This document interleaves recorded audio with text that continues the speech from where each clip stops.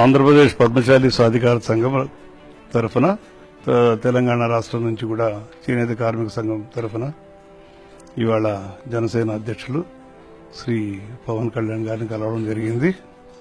ముఖ్యంగా ఉభయ రాష్ట్రాల్లో కూడా చేనేత కార్మికులు ఎదుర్కొంటున్నటువంటి అనేక సమస్యల మీద విస్తృతంగా ఆయనకు వివరించడం జరిగింది.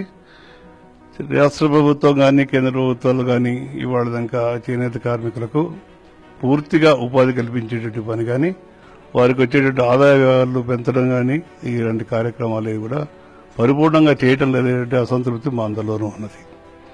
అందువల్ల ఈ సమస్యలను పరిష్కారం చేసే కోసము మాకు గొంతు లేనటువంటి మా చేనేత కులాలకి మాకు ఆ శాసనసభలో కానీ శాసనమండలిలో కానీ మాట్లాడడానికి అవకాశం లేని సందర్భంలో మేము రాబోయే రోజుల్లో ఒక రాష్ట్ర స్థాయిలో, ముఖ్యంగా ఆంధ్రప్రదేశ్లో ఒక రాష్ట్ర స్థాయిలో సత్యాగ్రహం, వేలాది మందితో ఒక సత్యాగ్రహ కార్యక్రమం ఏర్పాటు చేస్తున్నాము.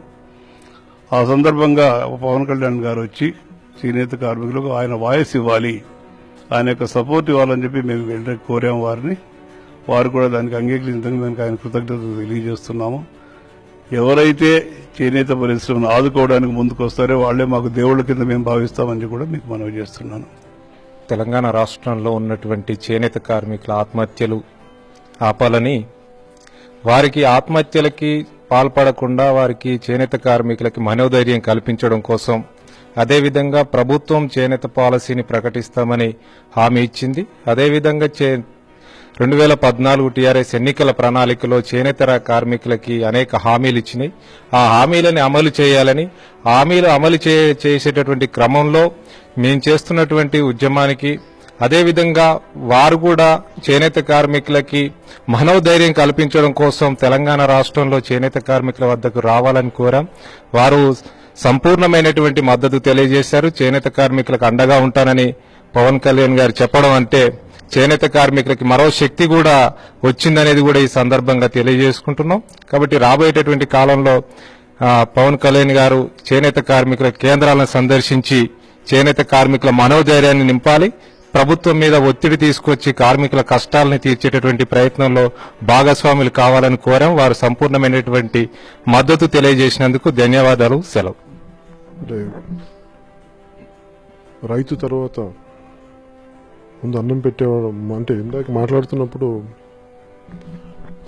చేనేత సంఘానికి సంబంధించి పెద్దలందరితో మాట్లాడుతున్నప్పుడు వాళ్ళు అన్నది ఏంటంటే తిండి లేకుండా ఉండగలమేమో కానీ బట్టలు లేకుండా ఉండలేమని.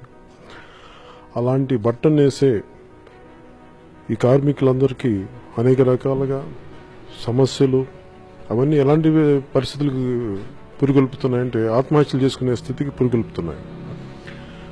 మన గాంధీ గారు చెప్పినప్పటి నుంచి అప్పటి నుంచి కూడా మన దేశంలో ఇప్పుడు చేనేత అనేది మన హృదయానికి అత్యంత దగ్గరైనది.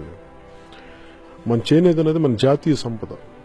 దీని అందరికి మనస్ఫూర్తిగా దీన్ని ఆదరించాలన్నది ప్రతి ఒక్కరికి కోరిక ఉంటుంది. నేను చాలా పెద్ద స్థాయిలో ఉన్నత వర్గాల్లో చూశాను చేనేతను మనం కాపాడాలని. అలాగే దీనికి పస్తులుండిపోయిన కార్మికులు బాధలు ఉన్నాయి, వాళ్ళు ఆదుకోవాలని ప్రతి చోట చూస్తుంటాను. కానీ ఎందుకో మరేది ఆ సమన్వయ లోపం ఏంటో నాకు అర్థం కాలేదు. సో అందుకే నేను నాకు మొత్తం అన్ని మెటీరియల్స్ అన్ని అడిగాను ఏమేమి సమస్యలు ఉన్నాయని చెప్పి. దానికి సంబంధించిన మెటీరియల్స్ అంతా ఇచ్చారు. వీటిని చదివి వీటిని అవగాహన చేసుకొని ఈ చేనేత సత్యాగ్రహం వాళ్ళ సమస్యలను చెప్పుకుని సత్యాగ్రహం పెడతారు. దానికి నేను సంపూర్ణంగా నా మద్దతు పలికాను. అలాగే చేనేత ఉత్పత్తులకి మన మార్కెటింగ్ కి వీటికి నేను ఎప్పుడు బ్రాండ్ అంబాసిడర్, ఎప్పుడు నేను కమర్షియల్ ప్రొడక్ట్స్ ఎప్పుడు ఉండను. కానీ కాకపోతే ఇది మన సంపద, మన కార్మికులది, మన జాతి సంపద. నా చేనేతకి నేను బ్రాండ్ అంబాసిడర్ గా ఉంటానని చెప్పి నేను మనస్ఫూర్తిగా వాళ్ళకి తెలియజేశాను.